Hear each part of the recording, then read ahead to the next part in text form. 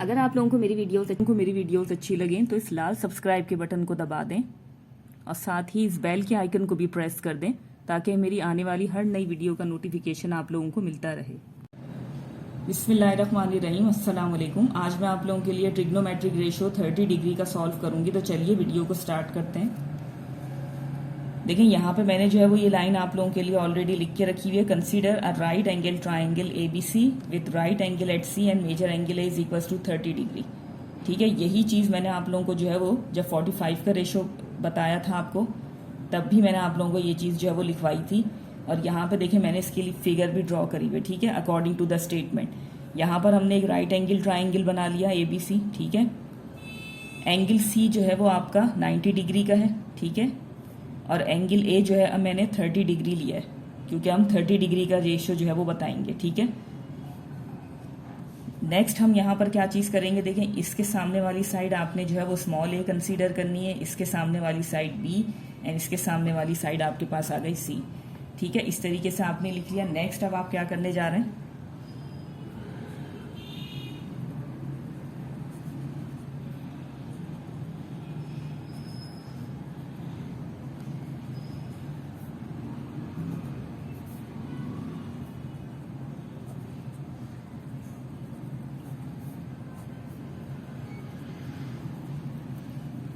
ठीक है, दोबारा यहाँ पे मैंने वही चीज़ लिखी है, since in a right triangle acute angles are complementary of each other. ठीक है, यही चीज़ मैंने आपको अब तक यहाँ तक जो मैंने आप लोगों के लिए सॉल्व किया है इसको 45 डिग्री का जब मैंने आपको जो है वो सॉल्व करवाया था रेशो, तब भी मैंने आप लोगों के लिए ये सारी चीज़ें सॉल्व करी थी। दोबारा मैं यहाँ पे इस चीज़ को जो है वो कंटिन्यू कर रही हूँ। दोबारा इस चीज़ के लिए 30 डिग्री के लिए भी इन्हीं चीज़ों को हमने जो है वो यूज़ करना है। ठीक है, नेक्स्ट है आपके पास बिल्कुल इसी तरीके से। देखिए ये सारी चीज़ें लिखने की ज़रूरत हमें क्यों पेश आ रही है, क्योंकि हमने एंगल B को फाइंड करना है।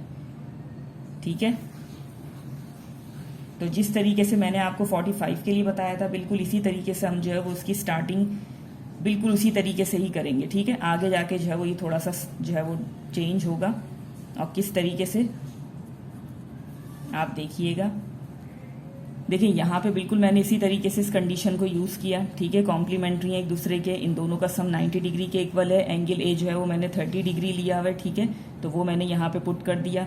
नेक्स्ट आप क्या करेंगे, यहाँ से एंगल B की आपने वैल्यू फाइंड करनी है। तो ये 30 जो है वो राइट हैंड साइड पे चला जाएगा और एंगल B आपका जो है वो 60 डिग्री आ गया।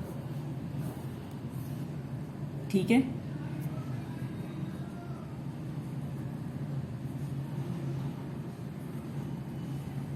अब यहाँ पे जो है वो मैं एक और चीज़ लिखूंगी।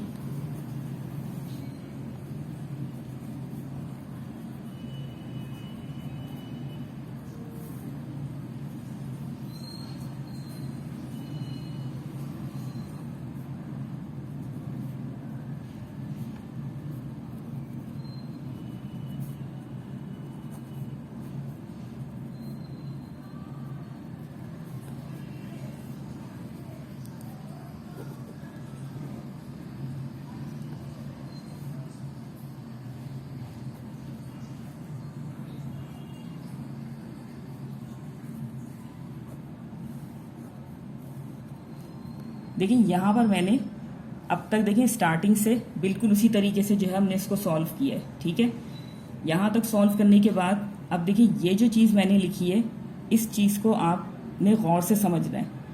और इस चीज़ को समझने से पहले देखिए एक और चीज़ मैं आपको यहाँ पर एक्सप्लेन करना चाहूँगी। देखिए मैंने आपसे कहा था कि किसी भी ट्राइंगल के तीनों एंगल का सम मिलाकर जो है वो 180 डिग्री बनता है। ठीक है, मैंने यहाँ पर आप लोगों के लिए इक्विलेटरल ट्राइंगल ड्रॉ किया है। ठीक है, आप सबको पता ही होगा डेफिनेशन के अकॉर्डिंग क्या होता है। इक्विलेटरल ट्राइंगल में साइड्स और एंगल जो है वो इक्वल होते हैं। किस तरीके से, यानी कि अगर इसका एक एंगल 60 डिग्री का है तो दूसरा एंगल भी 60 होगा और तीसरा एंगल भी 60 होगा। साइड्स भी इक्वल होंगे और एंगल भी। ठीक है, तो ही आप इसे जो है वो इक्विलेटरल ट्राइंगल कहेंगे। 60 60 60 हर एंगल जो है वो 60 डिग्री का होगा इक्विलेटरल ट्राइंगल का।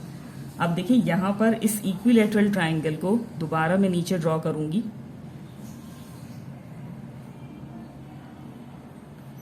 ठीक है, जैसे मैंने भी आपसे कहा कि ये जो लाइन है 60 डिग्री, सॉरी ये जो एंगल है यहाँ पे 60 डिग्री का है। अब देखें अगर मैं यहाँ पर एक बाइसेक्टर या एक परपेंडिकुलर ड्रॉ करती हूँ ठीक है। जैसी मैंने ये लाइन यहाँ पर ड्रॉ करी, अब ये एंगल कितने का हो गया, देखें 30 डिग्री। अब मैंने आपसे कहा कि देखें ये साइड्स भी इक्वल होंगी, तभी इसका नाम जो है वो इक्विलेटरल ट्राइंगल है। सपोज ये आपके पास x है, ये आपके पास x है, ये आपके पास x है, ठीक है। एंगल भी सेम है और इनकी साइड्स भी सेम है, क्योंकि यहाँ पर आपके पास कोई एक्यूरेट मेजरमेंट नहीं दी हुई कि ये कितने साइड जो है वो सेंटीमीटर का है या ये कितने सेंटीमीटर का, ठीक है। तो आपने यहाँ पर देखें, मैंने यहाँ पे ये दोबारा ये ट्राइंगल आप लोगों के लिए ड्रॉ किया। ड्रॉ करने के बाद ये बाइसेक्टर या परपेंडिकुलर यहाँ पे ड्रॉ किया, जिससे ये जो है वो 2 इक्वल पार्ट्स में डिवाइड हो गई। जब ये डिवाइड हुई तो डिवाइड होने से ये क्या हो गई, एक राइट एंगल ट्राइंगल यहाँ पर भी बनता हुआ नजर आ रहा है और यहाँ पे भी आपको बनता हुआ नजर आ रहा है, ठीक है। अब देखें ये वाली साइड आपके पास x है, ये पूरी साइड या ये पूरी लाइन आपके पास x है। जब मैं इसको ये बाइसेक्टर यहां ड्रॉ करूंगी तो ये x क्या हो जाएगा, ठीक है। ये भी डिवाइड हो गया, यानी कि ये पूरी लाइन 1 के बराबर थी, तो ये क्या हो जाएगी, हाफ हाफ। ये स्टिल आपके पास x है, ठीक है। 30 डिग्री के सामने वाली साइड आपके पास क्या हो गई, हाफ हो गई। गौर से इस चीज को समझिएगा, दोबारा इस चीज को मैं एक्सप्लेन कर देती हूँ। मैंने यहाँ एक इक्विलेटरल ट्राइंगल ड्रॉ किया जिसके तीनों साइड्स भी बराबर हैं, जिसके तीनों एंगल भी एक जैसे ही हैं, ठीक है, या एक जैसे ही होते हैं, ठीक है, अकॉर्डिंग टू डेफिनेशन। अब देखिए यहाँ पर मैंने क्या किया, ये बाइसेक्टर ड्रॉ किया। बाइसेक्टर ड्रॉ करने से ये 60 डिग्री अब 30 हो गया, ठीक है। इसी तरीके से ये वाली साइड आपके पास क्या हो गई, कंप्लीट। ये जो 1x था आपके पास यहाँ पर हाफ हाफ हो गया, लेकिन ये आपके पास अभी भी क्या है, x है, कंप्लीट। तो अब आप जरा स्टेटमेंट की तरफ आ जाएं। देखिए ये चीज मैंने किस तरीके से लिखी है, इस चीज के हवाले, इस चीज को देखते हुए अभी आपकी ये बात समझ में आ जाएगी कि मैंने यहाँ पे ये चीज जो लिखी है वो कहाँ से लिखी है। तो देखें, since in a right angle triangle the side opposite to angle 30 is always half of the measure of its hypotenuse.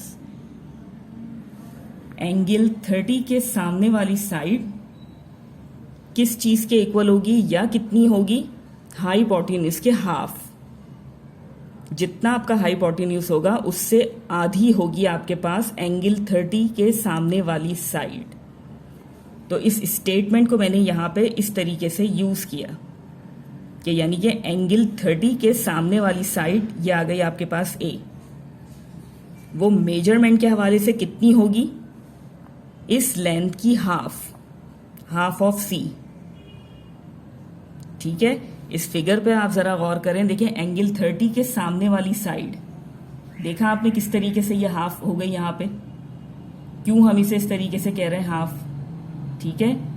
ये डायग्राम बना के इसको समझाने का मकसद यही चीज था कि आप लोग कंफ्यूज ना हो कि भाई ये हाफ कैसे हो गई। तो ये इसी तरीके से हाफ हुआ है क्योंकि इस इक्विलेटरल ट्राइंगल को जब मैंने ये बाइसेक्टर यहाँ पे बनाया तो ये 2 इक्वल पार्ट्स में डिवाइड हो गई, ठीक है। तो ऑटोमेटिकली एंगल 30 के सामने वाली साइड हाफ हो गई हाइपोटेन्यूज के, जो भी इसकी मेजरमेंट थी उसका आधा होगा ये वाली साइड। तो ये इस तरीके से आपके पास आ गया A is equals to half of C। अब ये देखें ये 2 यहाँ पर डिवाइड हो रहा है, वहां जाके A से मल्टीप्लाई हो जाएगा तो ये हो जाएगा 2A is equals to C, ठीक है। ये 2 यहाँ पर डिवाइड हो रहा था, वहां जाके मल्टीप्लाई हो जाएगा, ये आ जाएगा C1 + C और ये हो जाएगा 2A। तो एक तरीके से आपके पास जो है वो C की वैल्यू आ गई, ठीक है। नेक्स्ट अब आप यहां पर क्या कर सकते हैं, बाय पाइथागोरस थ्योरम।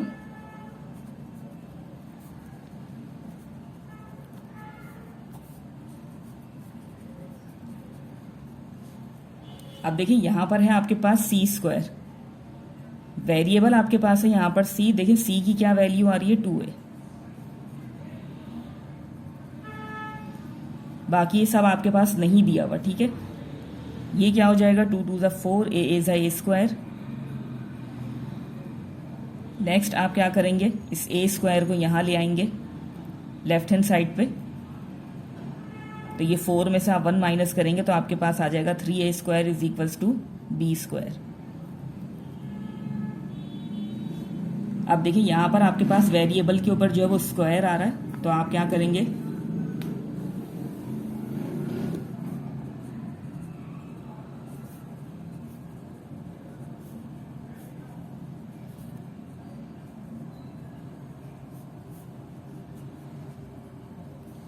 ठीक है, ये आपने स्क्वायर रूट ले लिया। अब देखिए ये क्या हो जाएगा, ये √3 ही रहेगा, ठीक है, क्योंकि इसका जो है वो रूट नहीं निकल सकता डायरेक्टली, कोई होल नंबर में आंसर नहीं आएगा, डेसिमल में आएगा। और ये देखिए यहाँ पर a के ऊपर जो स्क्वायर है वो उस रूट से कैंसिल हो गया, यानी कि a जो है वो रूट से बाहर चला जाएगा। इसी तरीके से ये भी कैंसिल हो जाएगा, तो आपके पास यहाँ पर वैल्यू आ जाएगी b की √3a, ठीक है। इस तरीके से आपको जो है वो b की वैल्यू मिल जाएगी। c की वैल्यू आपने इस स्टेटमेंट के अकॉर्डिंग बना ली, ठीक है, पाइथागोरस थ्योरम आपने लगाया, आपको एक और वेरिएबल की वैल्यू मिल गई इससे। अब आपने क्या करना है,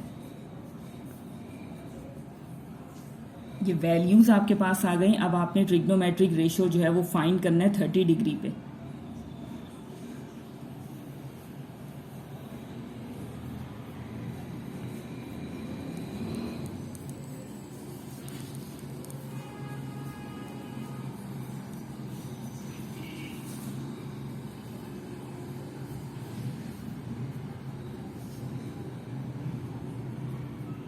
ठीक है, ये सब मैं जो है वो आप लोगों को पहले एक्सप्लेन कर चुकी हूँ कि ये सब कहाँ से आ रहा है, किस तरीके से,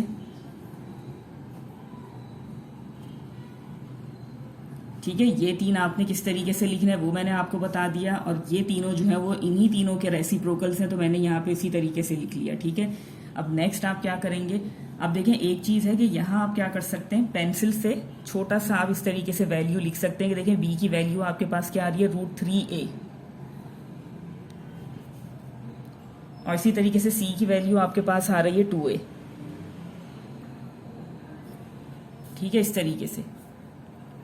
अब ये मैंने जो वैल्यू यहाँ पे इस फिगर में शो की है, तो इसकी मदद से जो है वो इजीली जो है वो वैल्यूज पुट कर लूंगी। अब देखें परपेंडिकुलर है आपका a और हाइपो है आपका 2a, a से a कैंसिल हो जाएगा, ये आ गया आपके पास 1/2, ठीक है। नेक्स्ट है आपके पास बेस जो कि है √3a, और हाइपो अगेन आपका है 2a, a से आपने a कैंसिल कर दिया, √3/2 आपके पास आ गया रिजल्ट। नेक्स्ट है आपके पास परपेंडिकुलर जो कि a है, और बेस है आपका √3a,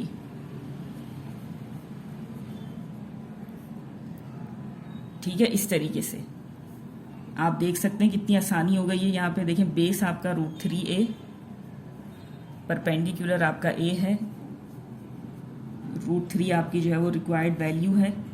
नेक्स्ट है आपके पास हाइपो जो कि है 2a, और बेस है आपका √3a, a से a आपने कैंसिल कर दिया, 2/√3 आपका आंसर आ गया इसका। और कॉसेक 30 जो है वो आपके पास हाइपो 2a है, ठीक है, परपेंडिकुलर आपके पास a है, a से आपने a कैंसिल कर दिया, तो रिक्वायर्ड वैल्यू आपके पास आ गई 2, ठीक है। कितने इजीली जो है वो आपने इन ट्रिग्नोमेट्रिक रेशियोज की वैल्यूज को फाइंड कर लिया 30 डिग्री पर। आई होप कि आपको जो है वो आज की वीडियो भी ज़रूर पसंद आएगी। अगर वीडियो अच्छी लगे तो उसको लाइक और शेयर ज़रूर कीजिएगा, और मेरे चैनल को सब्सक्राइब करना मत भूलिएगा। मिलते हैं फिर आप लोगों से अगली वीडियो में, तब तक के लिए अल्लाह हाफिज़।